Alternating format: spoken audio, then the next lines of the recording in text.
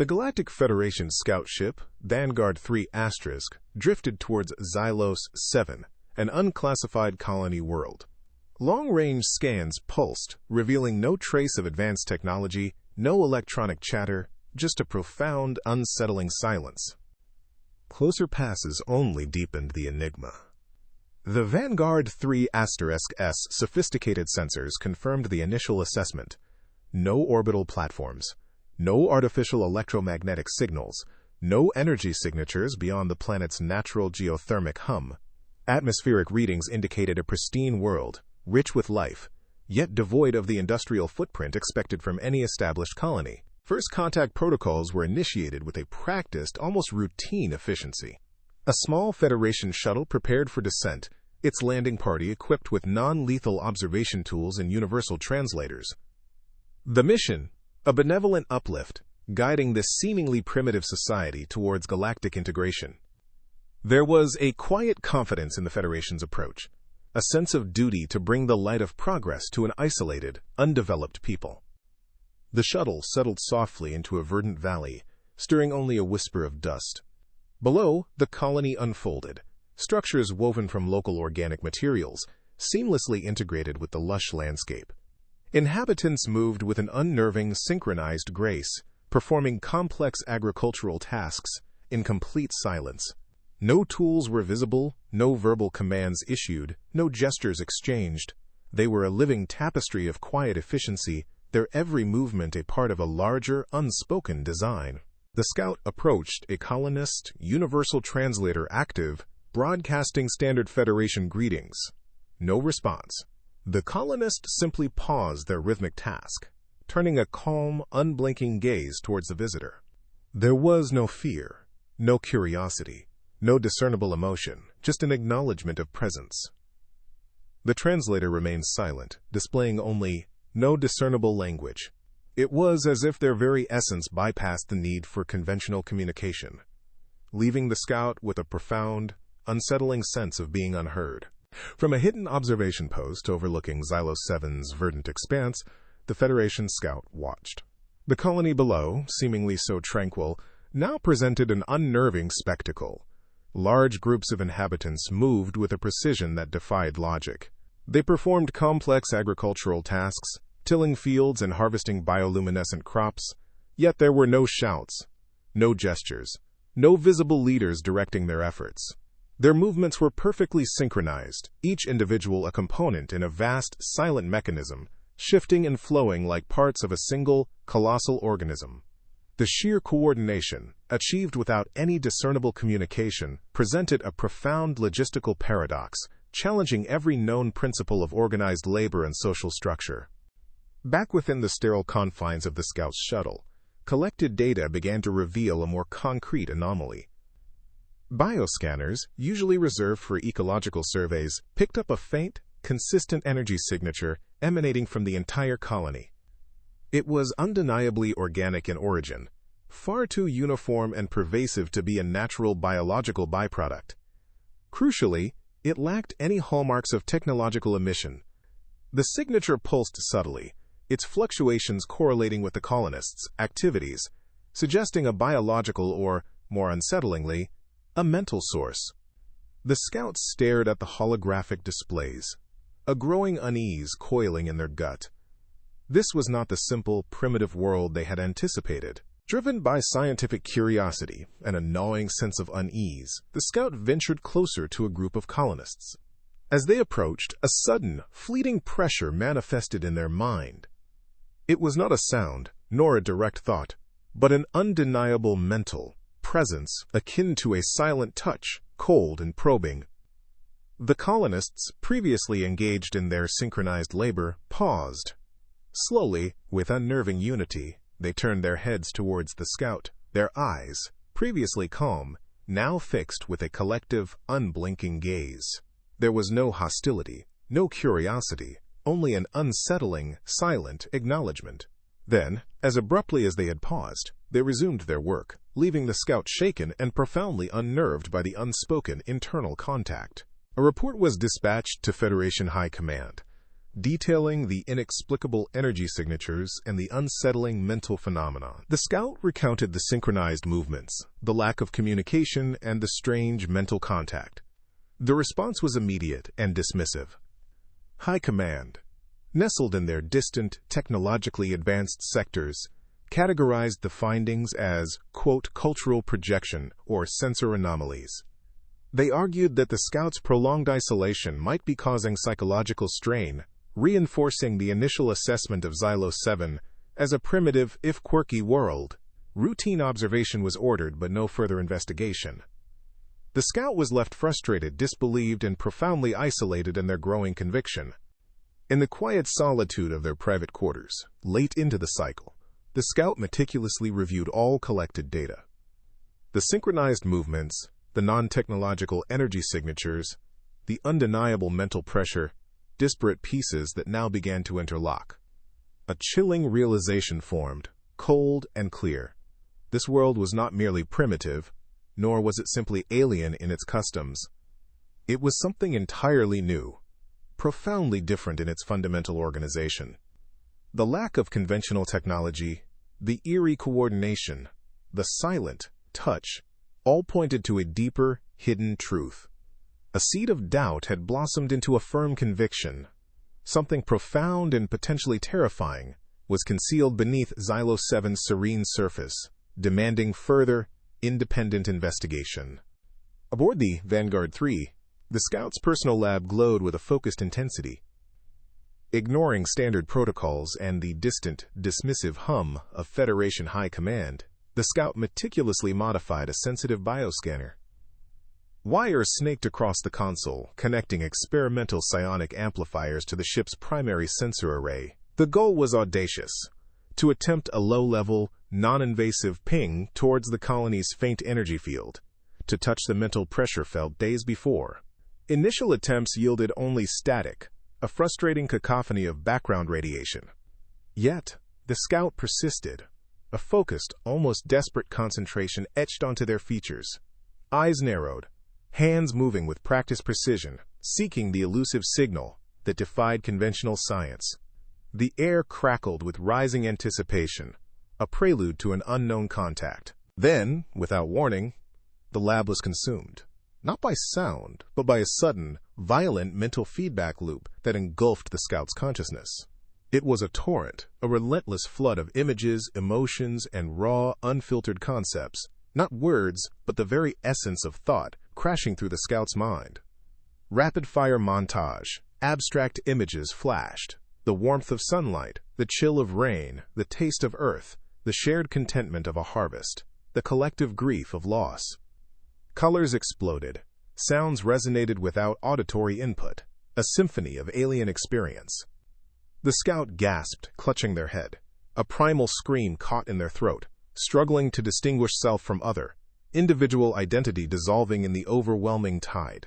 Equipment sparked, overloaded by the sheer, unquantifiable energy of the contact.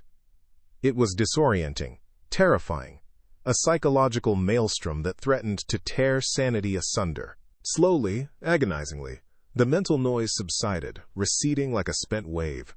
The Scout lay gasping, mind reeling, but as the chaos receded, fragmented impressions began to coalesce. There were no individual voices, no distinct personalities, only a vast, interconnected tapestry of shared thoughts.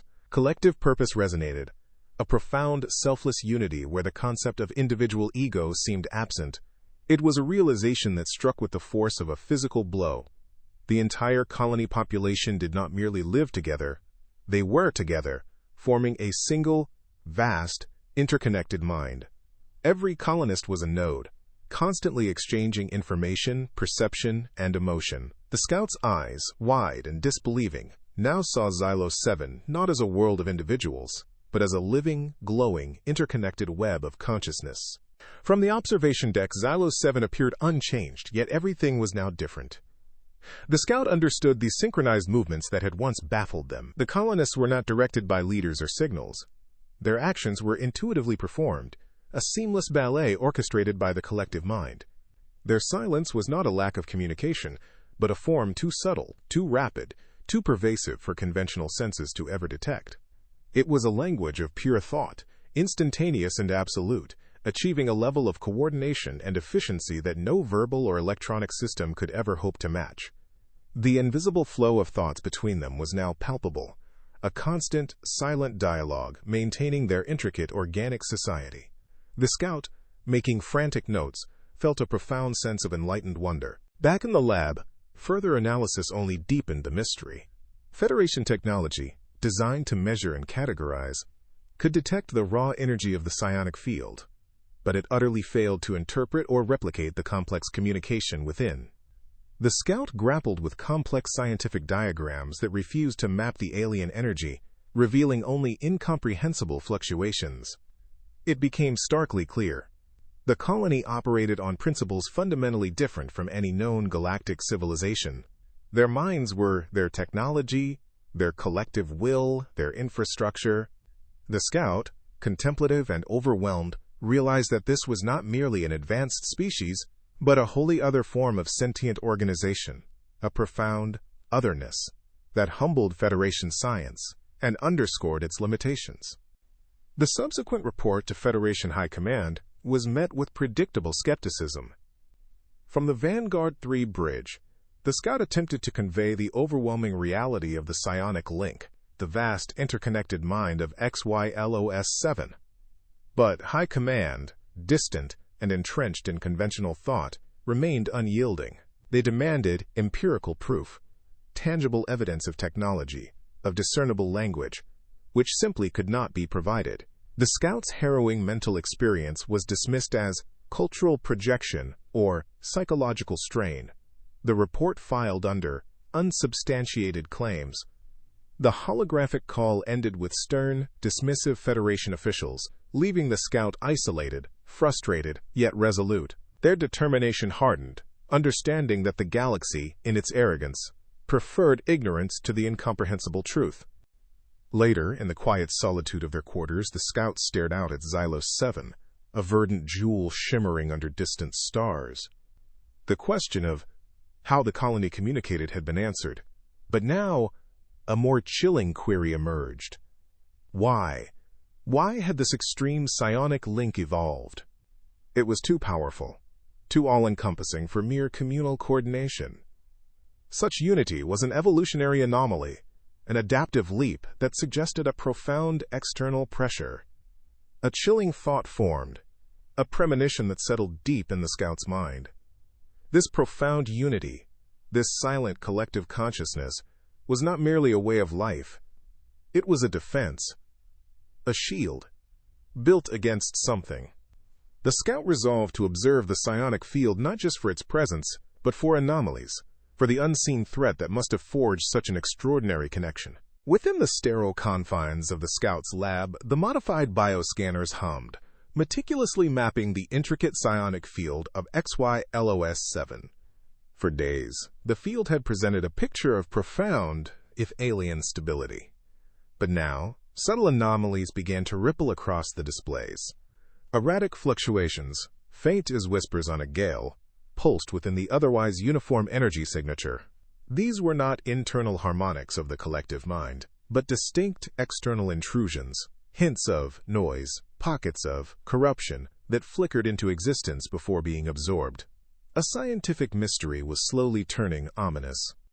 The scout intensified monitoring, pushing the scanner's sensitivity to its limits. What unfolded on the holographic displays was no longer a static map, but a dynamic, terrifying interplay. The erratic flickers intensified, coalescing into discernible patterns, then met by rapid, coordinated mental responses from the colony below.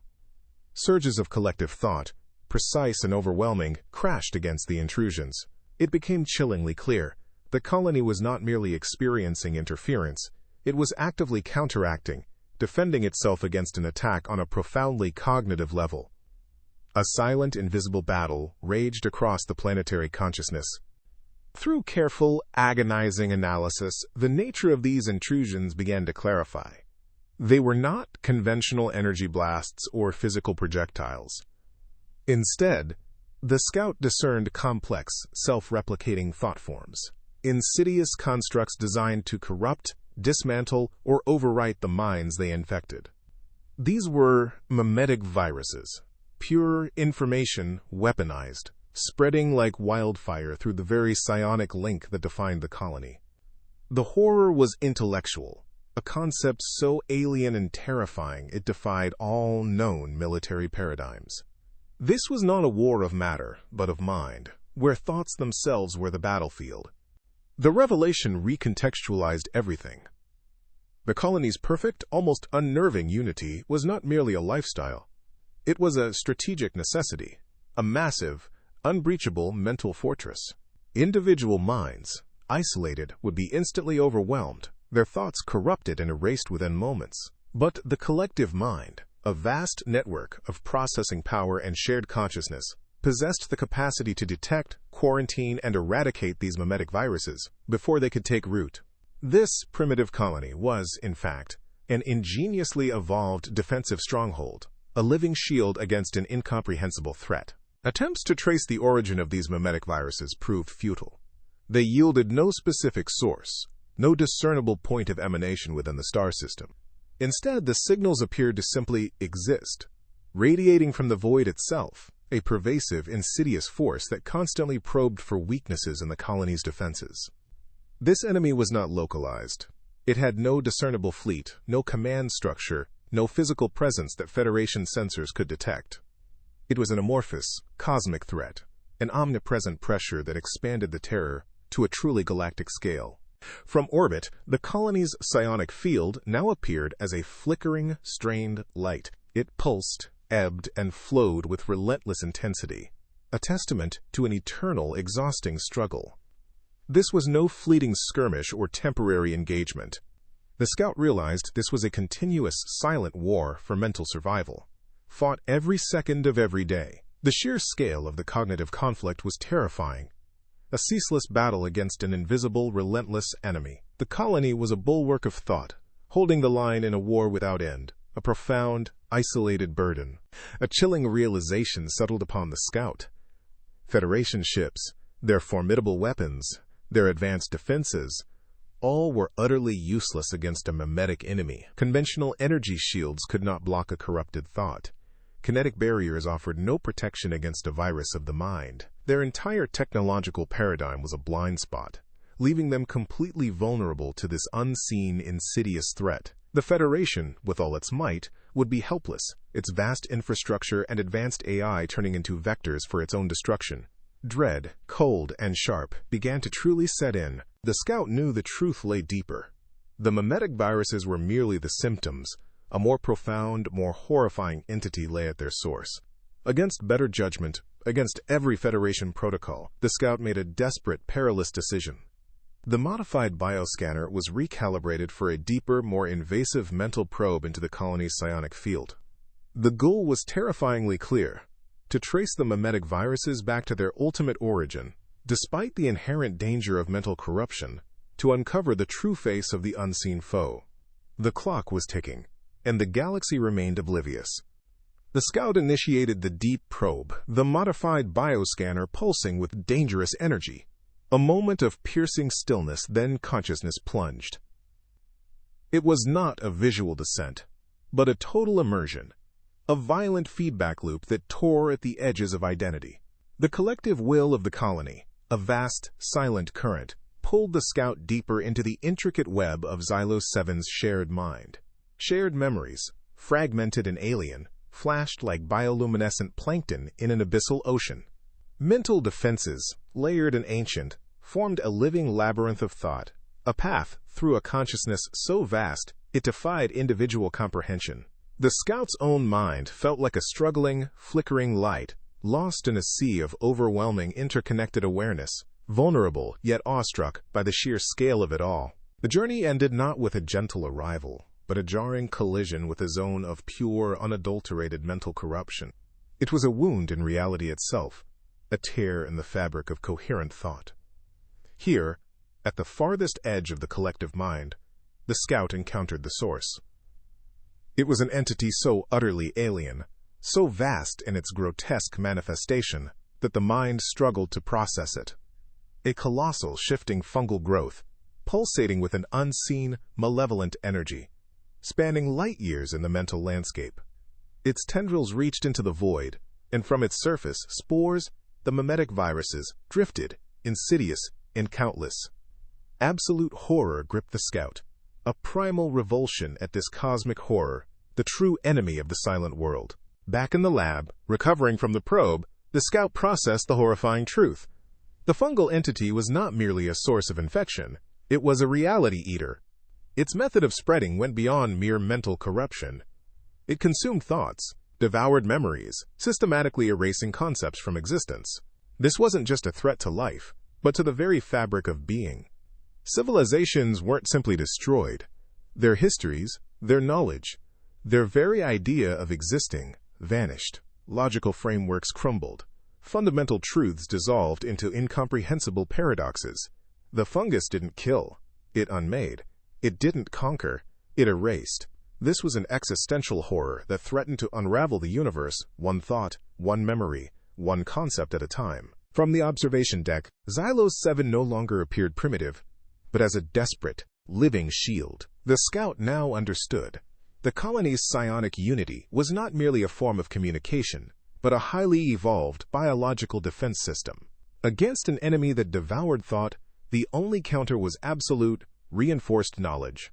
By sharing every memory, every concept, every fragment of identity, the colony created a vast, interlocking mental fortress. Any attempt by the fungus to erase a concept was met by a billion minds, simultaneously reaffirming it. The entire civilization was a planetary shield of consciousness, a library of shared thoughts, constantly vigilant, constantly fighting to prevent the erasure of existence itself. Fleeting, horrifying flashes of shared memories surged through the scout's mind, relics of the deep probe. They depicted not decades, but millennia of conflict. Epochs dedicated to the silent struggle. Generations born, lived, and died within the psionic web. Their entire existence defined by the unending war against the reality-devouring fungus. This was no recent threat, no sudden emergence. This was an ancient, cosmic struggle, a silent vigil maintained for countless ages. The weight of that immense timescale, the sheer, unimaginable endurance of the colony, settled over the scout with a sorrowful dread. Xylos-7 had been fighting this war since before the Federation had even charted its first star. A chilling realization solidified in the scout's mind. Xylos-7 was not merely fighting for its own survival. It was an unrecognized, crucial bulwark. Its silent, unending struggle formed an invisible barrier, shielding the entire Federation and galaxy from the encroaching horror. Without their unique psionic defense, the memetic fungus would have spread unimpeded into known space, consuming thought, memory, and reality, leaving behind only incoherent void. The vast, glittering sprawl of Federation worlds, so confident in their technological might, were blissfully ignorant. They were protected by a primitive colony, standing alone against oblivion, an unseen bulwark against a doom they couldn't even comprehend. The scout's lab hummed with a low, anxious thrum, the air thick with the weight of recent revelations. The raw data extracted from the brief, harrowing mental plunge painted a picture of terror far beyond any conventional threat. The memetic spores of the fungal entity were not merely disruptive. They were insidious, capable of infecting any mind, organic or artificial.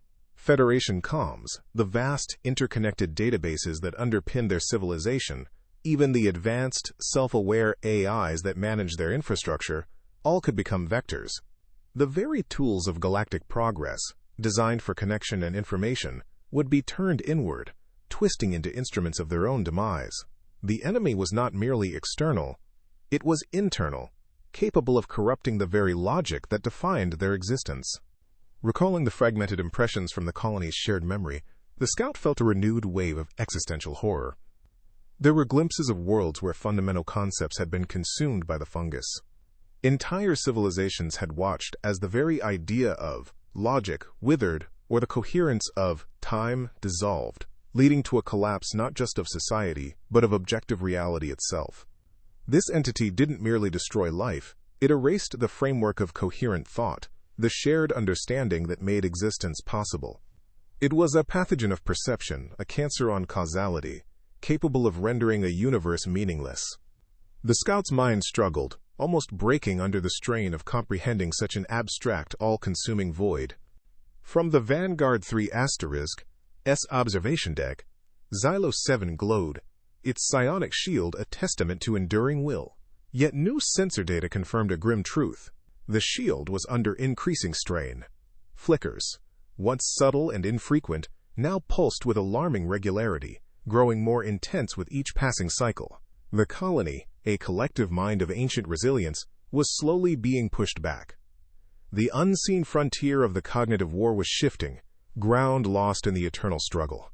The collective mind of Xylos-7, though vast, showed undeniable signs of fatigue, its light dimming, its defense faltering. The shield, the last bulwark, was cracking. The scout retreated to the solitude of their quarters, the cold void reflecting their own chilling calculations. The fungal spores, relentless and pervasive, had a projected spread rate that defied easy containment. Federation core worlds, centers of galactic power and prosperity, lay within decades, perhaps even less, of memetic infection. Without the Silent World's specialized evolved defense, the Federation would collapse from within, its minds corrupted, its knowledge erased, long before it could ever recognize the true nature of its attacker.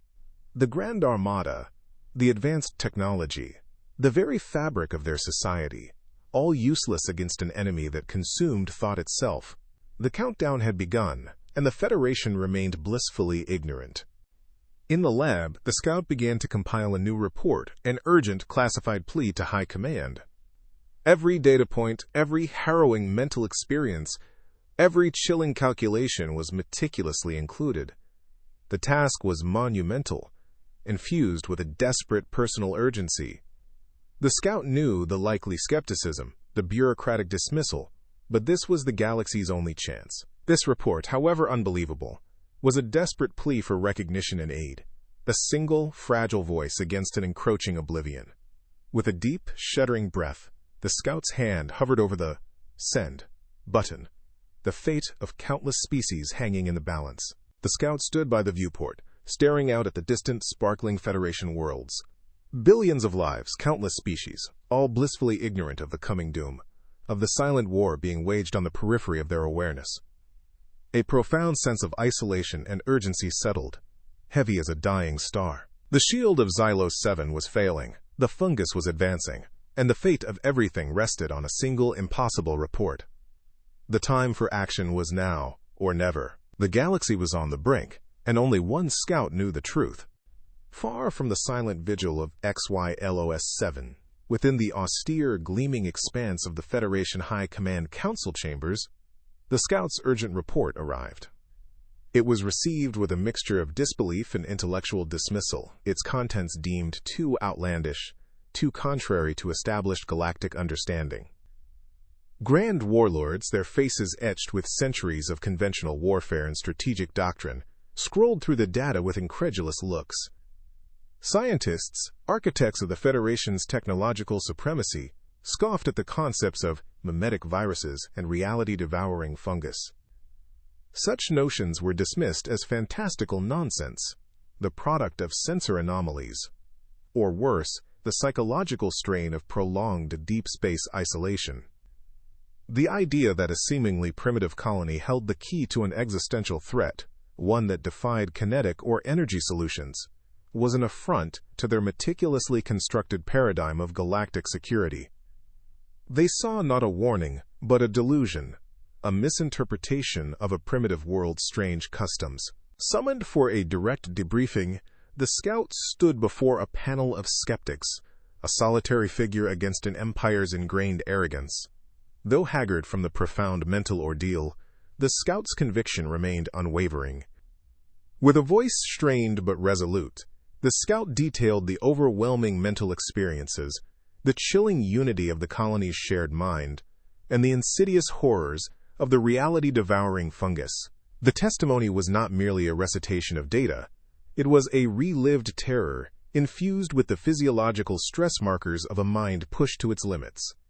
The sheer visceral detail of the mental corruption, the constant cognitive war, and the profound alienness of the enemy began, slowly, to sow a seed of doubt.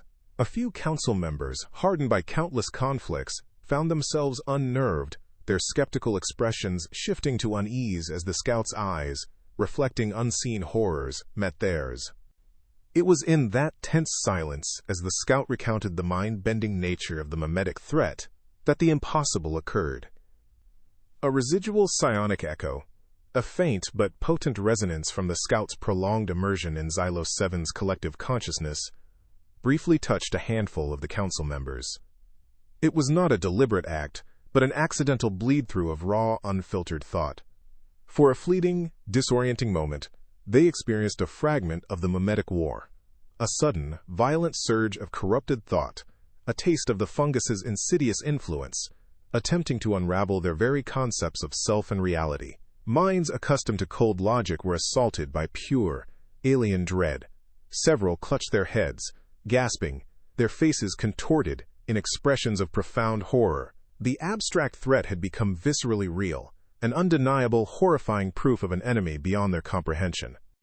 The council chamber, once a bastion of dismissive certainty, was now steeped in grim silence. Rattled by the inexplicable mental intrusion, the High Command moved with uncharacteristic urgency.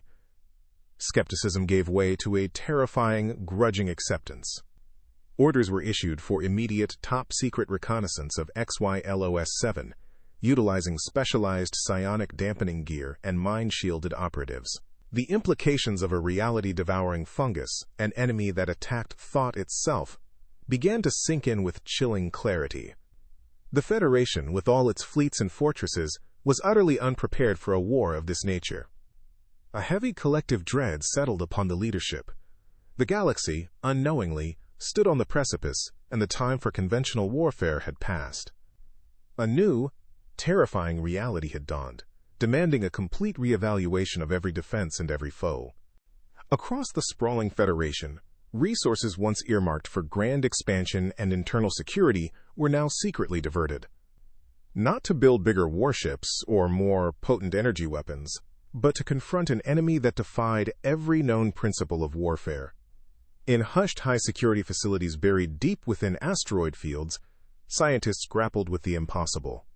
Holographic schematics pulsed with new designs, vessels layered not with ablative armor, but with experimental psionic dampeners and memetic firewalls. Engineers struggled to translate the abstract horrors of the Scouts' report into tangible defenses, attempting to weaponize concepts against an entity that attacked the very fabric of thought. Every new data packet from Xylos-7, meticulously analyzed, became a desperate blueprint for survival, a frantic, unprecedented scramble against a clock ticking in the silent depths of space. The Federation, for generations masters of material science and kinetic force, was forced to adapt to a war fought in the mind, where their greatest strengths were rendered obsolete.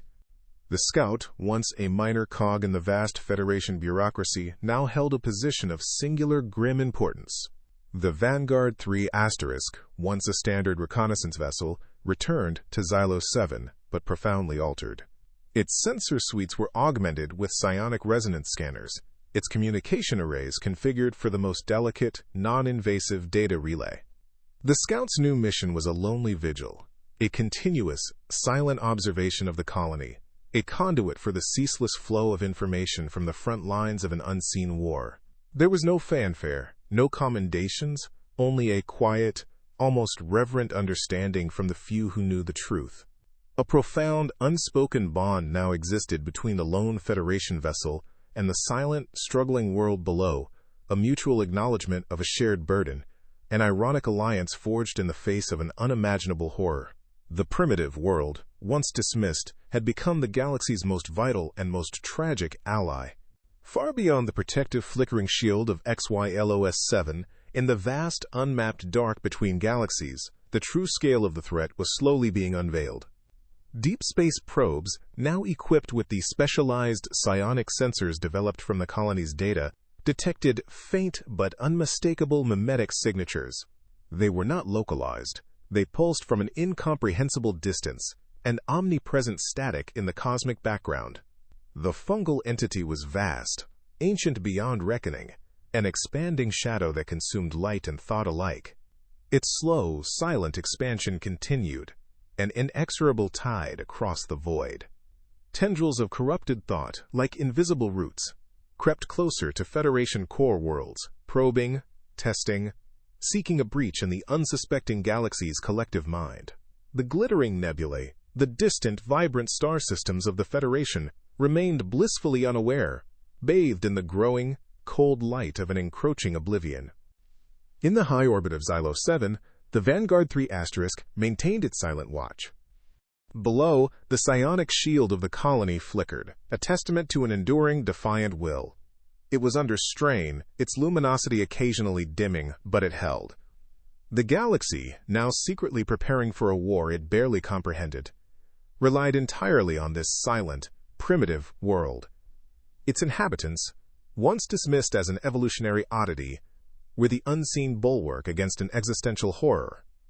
Their constant, unnoticed sacrifice bought precious time for a Federation scrambling to adapt, to understand, to fight an enemy that devoured not bodies, but the very essence of being. The Silent World continued its eternal vigil, a lonely guardian against the dark, and for the first time in galactic history, the advanced civilizations of the Federation looked upon the primitive with profound respect, knowing their survival depended on the strength of a silent, desperate mind.